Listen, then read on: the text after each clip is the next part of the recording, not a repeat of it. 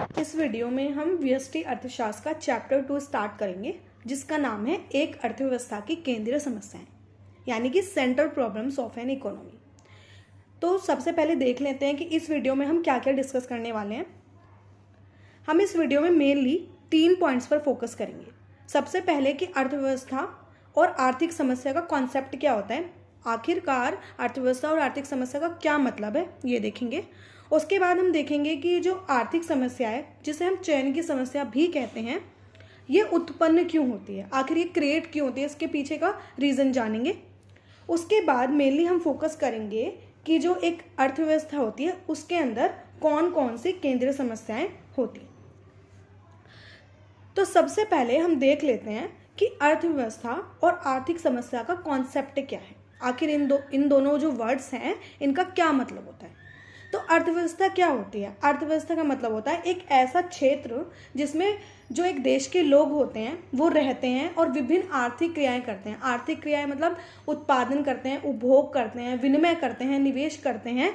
और किस लिए करते हैं? ताकि वो अपना जीवन यापन कर सकें, अपनी आजीविका को अर्जित कर सकें और समाज में रह सकें। तो वो हो गई हमारी अर्थव्यवस्था। तो अर्थव्यवस्था में कुछ आर्थिक समस्याओं का सामना हर अर्थव्यवस्था को करना पड़ता है। तो सबसे पहली बात ये आती है कि ये जो आर्थिक समस्या की हम बात कर रहे हैं, ये क्रिएट ही क्यों होती है, इसके पीछे का मेन रीज़न क्या है। तो इसके पीछे मेनली 3 रीजंस होते हैं। मानवीय आवश्यकताओं का असीमित होना। तो हम जानते हैं कि जितने संसाधन हमारे पास उपलब्ध हैं उसकी तुलना में हमेशा ऐसा होता है कि जो मानवीय आवश्यकताएं होती हैं वो ज़्यादा होती हैं, यानी कि हमारे पास जो रिसोर्सेज हैं वो तो लिमिटेड हैं, लेकिन जो हमारी डिमांड है, जो हमारी आवश्यकताएं हैं, जो हमारी नीड्स हैं, एक मानव की, ह्यूमन की जो नीड्स हैं, वो संसाधनों की तुलना में ज़्यादा है। और इसके बाद एक मेन प्रॉब्लम ये आती है कि जो हमारे पास लिमिटेड जो रिसोर्सेज हैं उनके भी, उन लिमिटेड रिसोर्सेज के भी वैकल्पिक उपयोग है। अब इसको हम अगर अपने डेली लाइफ के एग्जांपल से समझें, मान लीजिए कि आपके पास 1000 रुपीज़ है और वो 1000 रुपीज़ लिमिटेड है, इसके अलावा आपको और पैसे नहीं मिलेंगे। तो अब आप जो आपके पास लिमिटेड संसाधन है, अब 1000 रुपये से तो आप बहुत कुछ खरीद सकते हो। आप कपड़े भी खरीद सकते हो, आप मिठाइयाँ खरीद सकते हो, आप दवाइयाँ खरीद सकते हो, आप बुक्स खरीद सकते हो, और भी बहुत सारी चीज़ें आप खरीद सकते हो। ठीक है, जब आपके पास चॉइस आएगी तो वहाँ पर एक प्रॉब्लम क्रिएट होगी कि आप तीनों चीज़ें अगर हम देखें, तीनों जो हमने कंडीशंस की बात की जिसकी वजह से आर्थिक समस्या उत्पन्न होती है या जिसे हम कहते हैं कि प्रॉब्लम ऑफ चॉइस उत्पन्न होती है, अगर हम इस एग्जाम्पल में फिट करके देखें तो आपको ज़रूरत तो बहुत सारी चीज़ों की है। मान लीजिए आपको उस 1000 रुपये में आपको कपड़े भी खरीदने हैं, आपको बुक्स भी खरीदनी है, आपको चॉकलेट्स भी खरीदनी है, आपको और चीज़ें भी खरीदनी है, तो आपकी आवश्यकताएं तो असीमित हो गई, अनलिमिटेड हो गई। लेकिन जो आपके पास जो संसाधन है, यानी कि जो 1000 रुपये हैं, वो आपके पास लिमिटेड है। और उस लिमिटेड जो 1000 रुपीज़ है उसके आप यूज़ भी बहुत सारी जगह पे कर सकते हो, जैसे कि अभी हमने एग्जाम्पल देखा। तो इसकी वजह से क्या होता है, प्रॉब्लम क्रिएट हो जाती है। तो जब हम इसी प्रॉब्लम को इकोनॉमी के लेवल पे देखते हैं, यानी ये जो प्रॉब्लम होती है, अगर हम बड़े लेवल पे, जब हम इकोनॉमी के लेवल पे देखते हैं, इसी प्रॉब्लम ऑफ चॉइस को क्या कह देते हैं हम, कि आर्थिक समस्या। कि एक अर्थव्यवस्था में इन 3 कारणों की वजह से, कौन कौन से 3 कारण, कि मानवीय आवश्यकताएं असीमित है, संसाधन सीमित है और संसाधनों के वैकल्पिक प्रयोग हैं, मतलब बहुत सारी जगह पर हम उन संसाधनों का यूज कर सकते हैं। इसके कारण ही, इन 3 वजहों के कारण एक समस्या उत्पन्न होती है जिसको हम क्या कहते हैं, आर्थिक समस्या। तो आर्थिक समस्या किसकी? किसी भी अर्थव्यवस्था की आर्थिक समस्या। अब बात आई कि जो ये आर्थिक समस्या उत्पन्न तो हो गई, लेकिन इसका हमें सोल्यूशन कहाँ मिलेगा, यानी इकोनॉमी में जो ये इकोनॉमिक प्रॉब्लम क्रिएट हुई है इसका सोल्यूशन कहाँ मिलेगा। तो इसका सोल्यूशन हमें कहाँ मिलेगा, अर्थशास्त्र में मिलेगा। क्योंकि हमें पता है अर्थशास्त्र एक ऐसा सब्जेक्ट है जिसके अंदर हम ये अध्ययन करते हैं कि एक व्यक्ति या एक अर्थव्यवस्था अपने जो लिमिटेड रिसोर्सेज हैं, यानी कि जो सीमित संसाधन हैं, उसका किस तरीके से बुद्धिमत्तापूर्ण या विवेकपूर्ण ढंग से इस्तेमाल करे, ताकि उन्हीं लिमिटेड रिसोर्सेज में जो उसका बेनिफिट है या जो उसको सेटिस्फैक्शन है वो मैक्सिमम से मैक्सिमम हो सके। तो ये था अर्थव्यवस्था और आर्थिक समस्या का कॉन्सेप्ट। अब हम नेक्स्ट पॉइंट पर चलते हैं। तो अब बात आई, हमने डिस्कस किया कि आर्थिक समस्या या चयन की समस्या क्यों उत्पन्न होती है, क्योंकि अभी हमने देखा कि आर्थिक समस्या है जिसे हम केंद्रीय समस्या भी कह सकते हैं या चयन की समस्या भी कह सकते हैं, ये सर्वव्यापक है। सर्वव्यापक का मतलब चाहे कोई व्यक्ति हो या कोई देश हो, कितना ही अमीर क्यों ना हो, उसकी आवश्यकताओं की तुलना में हमेशा जो उसकी पूर्ति करने वाले संसाधन होते हैं वो सीमित होते हैं, क्योंकि उस आवश्यकताएं तो बहुत सारी हो सकती हैं, लेकिन जो रिसोर्सेज होते हैं एक पर्टिकुलर टाइम पर जब वो उस आवश्यकता को पूर्ति करने की ज़रूरत होती है, हमारे पास जो रिसोर्सेज होते हैं वो लिमिटेड होते हैं। तो उसकी वजह से जो संसाधन होते हैं, हमें उन्हीं जो लिमिटेड संसाधन होते हैं उनको इस तरीके से डिस्ट्रीब्यूट करना पड़ता है, इस तरीके से बांटना होता है बुद्धिमत्तापूर्ण तरीके से, जिससे कि जो बेनिफिट हो सकता है वो मैक्सिमम से मैक्सिमम हो सके, यानी कि जो संतुष्टि है वो मैक्सिमम से मैक्सिमम हो सके। तो हमने ये देखा कि आर्थिक समस्या या चयन की समस्या क्या होती है और ये किन किन कारणों से उत्पन्न होती है। अब हम देखते हैं कि जो ये दुर्लभता होती है, दुर्लभता मतलब संसाधनों का सीमित होना, तो यहाँ दुर्लभता, जहाँ जहाँ दुर्लभता होती है वहाँ वहाँ आर्थिक समस्या होती है, और जहाँ जहाँ आर्थिक समस्या होती है वहाँ वहाँ अर्थशास्त्र होता है, क्योंकि ये तीनों एक दूसरे से इंटरलिंक है। क्योंकि सबसे पहले आती है दुर्लभता। दुर्लभता माने संसाधन सीमित होते हैं। उस सीमित संसाधन होने की वजह से क्या क्रिएट हो जाती है, एक प्रॉब्लम क्रिएट हो जाती है, जिसे हम कह देते हैं कि ये आर्थिक समस्या है, यानी कि सेंट्रल प्रॉब्लम है या फिर इकोनॉमिक प्रॉब्लम है, केंद्रीय समस्या हो गई। और उस केंद्रीय समस्या का हल ढूंढने के लिए क्या करना पड़ता है, हमें अर्थशास्त्र को पढ़ना पड़ता है। यानी अर्थशास्त्र क्या करता है, आर्थिक समस्या का सॉल्यूशन हमें देता है। तो अगर हम बहुत ही छोटे शब्दों में, बहुत ही कम शब्दों में कहें तो हम कह सकते हैं कि जहाँ जहाँ दुर्लभता है वहाँ वहाँ आर्थिक समस्या है, और जहाँ जहाँ आर्थिक समस्या है वहाँ वहाँ हम अर्थशास्त्र को पढ़ पाते हैं। क्योंकि देखो, अगर मान लीजिए हमारे पास संसाधन सीमित ही ना होते, यानी हमारे पास अनलिमिटेड संसाधन होते, तो हमें कोई दिक्कत ही नहीं थी। संसाधन अनलिमिटेड है, जितना मर्जी आवश्यकताएं हो, क्योंकि अनलिमिटेड है, कोई दिक्कत ही नहीं आ रही है, तो हम उन अनलिमिटेड संसाधनों से अपनी अनलिमिटेड इच्छाओं को पूरा कर लेते। लेकिन प्रॉब्लम कब आई, जब हमें पता है कि हमारी जो नेचर है, या अगर हम अपनी लाइफ में भी देखें तो जो रिसोर्सेज हैं वो तो हमारे पास लिमिटेड है, लेकिन जो हमारी आवश्यकताएं हैं वो अनलिमिटेड है। तो इसकी वजह से जो प्रॉब्लम इकोनॉमिक लेवल पे क्रिएट होती है उसको हम कह देते हैं कि भाई ये केंद्रीय आर्थिक समस्या है। तो इस केंद्रीय आर्थिक समस्या क्यों उत्पन्न हुई, क्योंकि जो हमारे पास संसाधन असीमित थे और उन संसाधनों के बहुत सारे वैकल्पिक प्रयोग थे। तो इसी आर्थिक समस्या का समाधान किसमें मिलता है, हमें अर्थशास्त्र में मिलता है। तो अब हमने इसके कॉन्सेप्ट को अच्छे से समझ लिया है। अब हम नेक्स्ट पॉइंट पे बढ़ते हैं, देखते हैं। तो हमारा जो चैप्टर का नाम है वो क्या है, एक अर्थव्यवस्था की केंद्रीय समस्या, यानी कि एक इकोनॉमी की, एक अर्थव्यवस्था की जो सेंट्रल प्रॉब्लम्स होती हैं, यानी कि उस पूरी अर्थव्यवस्था को जो झेलनी पड़ती हैं वो कौन कौन सी होती हैं। तो मेनली हर अर्थव्यवस्था की, चाहे वो किसी भी तरह की, हमने क्योंकि 3 तरह की अर्थव्यवस्था पढ़ी है। कौन कौन सी, सबसे पहले हमने पढ़ी है कैपिटल इकोनॉमी, एक हमने पढ़ी है सेंट्रल इकोनॉमी, और एक हमने पढ़ी है मिक्स्ड इकोनॉमी। तो इस तीनों इकोनॉमी में सॉल्यूशन इनके अलग अलग हो सकते हैं, लेकिन प्रॉब्लम सेम होती है।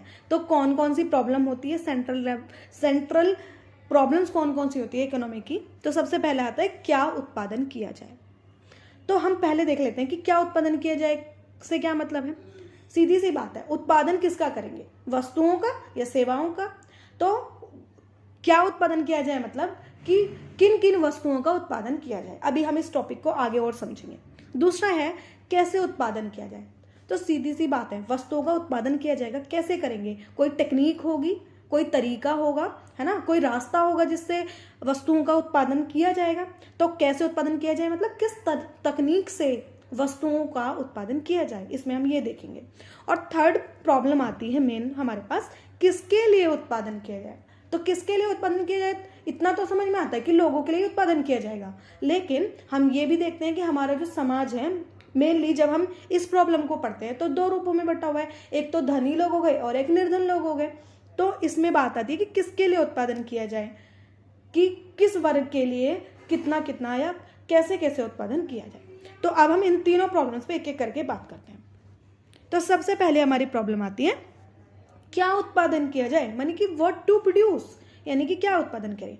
तो इसका मतलब दो मेन प्रॉब्लम्स है। क्या उत्पादन किया जाए मतलब ऑफ कोर्स वस्तुओं का ही उत्पादन करेंगे। तो इसका मतलब हुआ कि किन वस्तुओं का उत्पादन किया जाए। और हमें पता है कि वस्तुओं का तो उत्पादन करेंगे, लेकिन कितनी मात्रा में करें, जो उत्पादन है वस्तुओं का कितनी मात्रा में करें। ठीक है, तो किन वस्तुओं का उत्पादन किया जाए। तो अब यहाँ पर बात, जब हमने क्वेश्चन आया कि किन वस्तुओं का उत्पादन किया जाए, तो इसका मतलब है कि वस्तुओं के टाइप्स होंगे, है ना। तो वस्तुएं मेनली इकोनॉमिक्स में जब हम देखते हैं, इकोनॉमिक तरीके से जब हम देखने की कोशिश करते हैं, तो दो तरीके की वस्तुएं होती हैं। एक होती है पूंजीगत वस्तुएं और दूसरी होती है उपभोक्ता वस्तुएं। अब जैसे कि नाम से पता अगर हम चलाने की कोशिश करें कि पूंजीगत वस्तुएं कौन सी वस्तुएं होती हैं, तो एक बात तो हमें पता है, अगर हम सोचने की कोशिश करें कि जब भी हम प्रोडक्शन करेंगे, यानी कि जब भी हम उत्पादन करेंगे, तो दो चीज़ें लगेंगी। एक तो पैसे, यानी कि पूंजी या पैसे या मशीन, है ना, पूंजी लगेंगी, या फिर और दूसरा लोग, मतलब श्रम लगेगा, है ना। तो जो पूंजीगत वस्तुएं होती हैं वो ऐसी वस्तुएं होती हैं जो प्रोडक्शन में या प्रोडक्शन को ग्रोथ करने में मदद करती है। पूंजीगत वस्तुओं में आ जाएगी मशीनें, यानी कि जब हम मशीनों का उत्पादन करते हैं, यानी कि मशीन क्या हो गई, एक पूंजीगत वस्तु हो गई, क्योंकि जो मशीन है उससे हम आगे और चीज़ों का प्रोडक्शन कर सकते हैं। तो वो वस्तुएं जिनका पूंजी को बढ़ाने में इस्तेमाल किया जाता है उसको हम कह देंगे पूंजीगत वस्तुएं।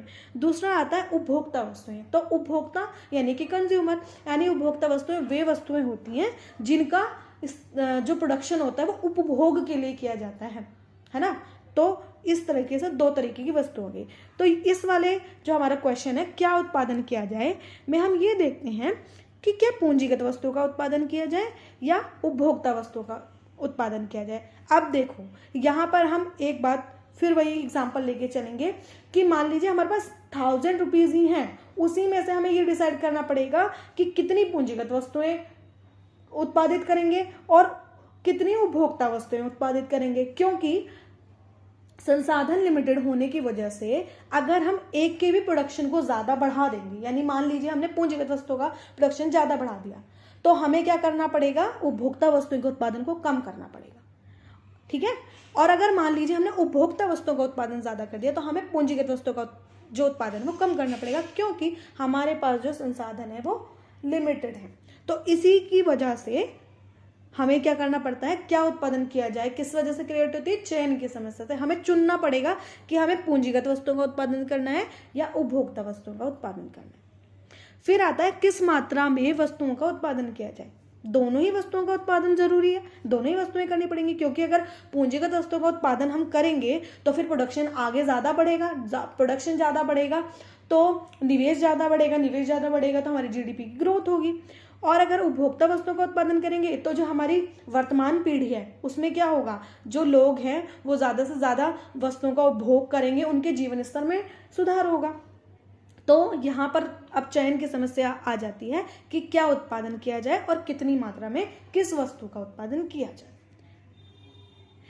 अब हम दूसरी प्रॉब्लम पे चलते हैं, जो कि है कैसे उत्पादन किया जाए। तो हाउ टू प्रोड्यूस, तो अगर हम देखें तो कैसे उत्पादन करेंगे, कोई टेक्निक होगी, कोई तरीका होगा जिससे वस्तुओं का उत्पादन किया जाएगा। तो जो कैसे उत्पादन किया जाए प्रॉब्लम है, इसका रिलेशन किससे है कि उत्पादन की तकनीक क्या होगी, किस टेक्नोलॉजी का, किस तकनीक का हम इस्तेमाल करेंगे उत्पादन में। तो जो उत्पादन की तकनीक है उसमें मेनली दो तरीके की तकनीकों की हम बात करेंगे। कौन कौन सी, पहला होगा श्रम प्रधान तकनीक और दूसरी पूंजी प्रधान तकनीक। तो अब हम इसको एक एक करके देखते हैं। तो जैसे अगर हम देखें श्रम प्रधान तकनीक, यानी कि ऐसी तकनीक जिसमें ज़्यादा जो यूज़ होगा वो श्रम, यानी श्रम कौन देगा, यानी कि मेहनत कौन करेगा, वर्क कौन करेगा, लोग करेंगे। तो श्रम प्रधान तकनीक वो तकनीक होती है जिसमें श्रम को ज़्यादा महत्व दिया जाता है, श्रम मतलब लोगों से काम करवाने पे ज़्यादा फोकस किया जाता है, वो होती है श्रम प्रधान तकनीक। और दूसरी कौन सी हो गई, पूंजी प्रधान तकनीक। पूंजी प्रधान तकनीक मतलब ऐसी तकनीक जिसमें हम मशीनों का ज़्यादा यूज़ करते हैं और लोग कम होते हैं, क्योंकि हम जानते हैं ना कि मशीन जो है लोगों को रिप्लेस कर देती है। क्यों, क्योंकि मशीनों वही काम, अगर मान लो कोई एक काम है वो 4 लोग कर रहे हैं और एक नई टेक्नोलॉजी की मशीन डेवलप की गई, तो वो एक अकेली मशीन उन 4 लोगों को रिप्लेस कर रही है, क्योंकि उनका काम कर रही है, वो लोगों का काम कर रही है। तो यहाँ पर ये डिसाइड करना होगा कि कैसे उत्पादन करें हम, क्या हम श्रम प्रधान तकनीक का इस्तेमाल करें या पूंजी प्रधान तकनीक का इस्तेमाल करें। अब इनके भी ना दोनों तकनीकों के अलग अलग फ़ायदे और अलग अलग अपने अपने नुकसान। अगर मान लीजिए हम श्रम प्रधान तकनीक का इस्तेमाल करेंगे तो लोगों को, हमें पता चला कि भाई लोगों को हम ज़्यादा इन्वॉल्व करेंगे प्रोडक्शन में तो लोगों को रोजगार ज़्यादा मिलेगा। लेकिन अगर हम पूंजी प्रधान तकनीक का इस्तेमाल करते हैं, यानी मशीनों का ज़्यादा यूज़ करते हैं, तो जो कुशलता होती है उसको पसंद, कुशलता मतलब कि जो मशीन काम करेगी वो कम टाइम में भी करेगी और वो जल्दी जल्दी हमें प्रोडक्शन करके देगी। लेकिन लोग करेंगे तो उनको ज़्यादा टाइम लगेगा, क्योंकि लोगों को तो मेहनत, लोग तो फिजिकल वर्क करते हैं, लेकिन मशीन क्या करती है, उसमें हम क्या करते हैं, वो इलेक्ट्रिसिटी या अदर चीज़ों से या अदर टेक्निक की वजह से जल्दी जल्दी काम करती है। तो इस प्रकार जो कैसे उत्पादन किया जाए समस्या है, इसका संबंध है कि श्रम प्रधान तकनीक तथा पूंजी प्रधान तकनीक में से किस एक तकनीक का चयन करें, इसकी प्रॉब्लम को ही हम डील करते हैं कि कैसे उत्पादन किया जाए। ये वाली प्रॉब्लम है मेन किसी भी इकोनॉमी की। तो यहाँ भी मेन कारण क्या है, मतलब क्यों चुनना पड़ रहा है कि कौन सी तकनीक का इस्तेमाल किया जाए, क्योंकि संसाधनों की दुर्लभता है, यानी कि रिसोर्सेज की कमी है या रिसोर्सेज हमारे पास लिमिटेड है। इसी वजह से कौन सी प्रॉब्लम क्रिएट हो रही है, कैसे उत्पादन किया जाए। नेक्स्ट बात आती है तीसरी प्रॉब्लम, जिसके जो हमारी अदर टू प्रॉब्लम से रिलेटेड ही है, कैसे उत्पादन या किसके लिए उत्पादन किया जाए। किसके लिए मतलब ऑफ कोर्स उत्पादन किसके लिए होगा, लोगों के लिए, लोग मतलब उस देश की जनता के लिए, वहां में रहने वाले लोगों के लिए। तो सीमित संसाधनों के कारण कोई भी अर्थव्यवस्था अपने समाज के सभी वर्गों के लिए वांछित मात्रा में वस्तुओं का उत्पादन नहीं कर सकती। कहने का मतलब ये है कि संसाधन लिमिटेड हैं, तो उन लिमिटेड संसाधनों की वजह से सभी जो एक इकोनॉमी में रहने वाले लोग हैं, है ना, उनके लिए जितना चाहे उतने मात्रा में उत्पादन नहीं किया जा सकता। यानी कहने का मतलब ये है, अगर एक के लिए उत्पादन बढ़ाया जाएगा एक वर्ग के लिए, तो दूसरे वर्ग के लिए कम करना पड़ेगा, क्योंकि संसाधन लिमिटेड है। तो अगर हम देखें, हर अर्थव्यवस्था में समाज के दो वर्ग होते हैं मुख्य रूप से, एक धनी वर्ग होता है और एक निर्धन वर्ग होता है। तो जो निर्धन वर्ग होता है, अगर उसके लिए उत्पादन करेंगे तो सामाजिक न्याय को प्रोत्साहन मिलेगा। सामाजिक न्याय मतलब कि समाज में से क्या होगा, आर्थिक असमानता में कमी आएगी, यानी जो गरीब लोग हैं उन सबको भी समानता की तरफ लाने की कोशिश की जाएगी।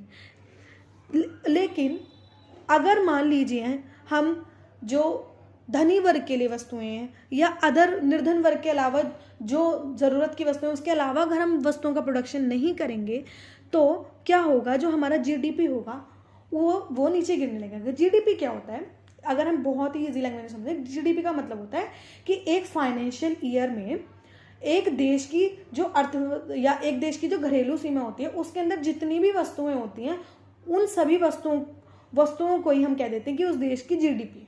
ठीक है, तो किसके लिए उत्पादन किया जाए, जो प्रॉब्लम है वो सामाजिक न्याय, यानी कि सामाजिक न्याय का संबंध निर्धन वर्ग से, और जीडीपी, यानी कि जीडीपी मतलब कि वस्तुओं का प्रोडक्शन ज़्यादा से ज़्यादा होना चाहिए। जीडीपी की समृद्धि के बीच चैन की समस्या से है, क्योंकि निर्धन वर्ग के लिए उत्पादन करने से उत्पादकों के लाभों में कमी होगी। क्यों होगी, देखो, अगर प्रोडक्शन ज़्यादा नहीं होगा वस्तुओं का, तो हमारी जो जीडीपी होगी, यानी हमारे जो देश में वस्तुएं होंगी वो कम उत्पादित होंगी, है ना। जो अदर यूज़ की वस्तुएं हैं वो कम उत्पादित होंगी तो कम लाभ होगा।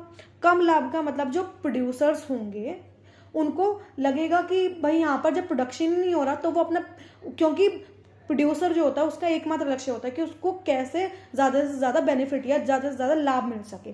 तो अगर वस्तुओं का प्रोडक्शन नहीं होगा तो वो क्या करेंगे, निवेश यानी इन्वेस्टमेंट करना बंद कर देंगे, और जिसकी वजह से जो हमारी जीडीपी होगी उसकी ग्रोथ पे, उसकी समृद्धि में कमी आएगी। तो इसी कारण अर्थव्यवस्था में क्या हो जाएगा, लंबे समय तक जब अर्थव्यवस्था में इन्वेस्टमेंट नहीं होगा तो उसकी वजह से जो हमारी जीडीपी है वो पिछड़ जाएगी। तो इसकी वजह से ये प्रॉब्लम आती है कि किसके लिए उत्पादन किया जाए।